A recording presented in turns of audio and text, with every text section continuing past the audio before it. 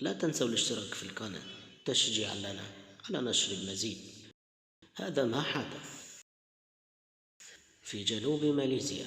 أصيبت امرأة وهي تغسل ملابسها بصدمة شديدة، وذلك لأنها عندما نظرت في الغسالة وجدت ثعبانا يبلغ وزنه 22 كيلو جرام، وطوله ما يقرب من 2 من الأمتار، وهو ينظر إليها وملتف داخل أسطوانة الغسالة.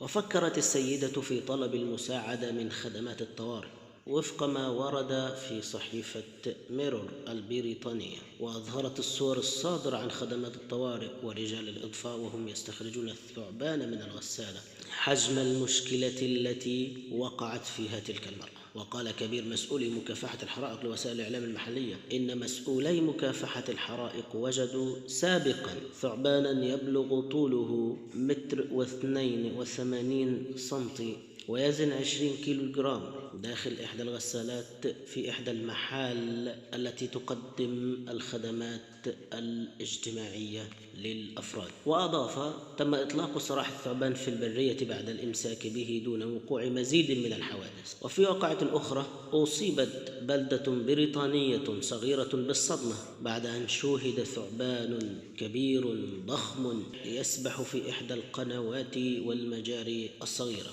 وتم رصد الثعبان العشب في إحدى القنوات بمدينة ويلز. وأصيب بعض السكان بالصدمة بعد مشاهدته عبر وسائل التواصل الاجتماعي.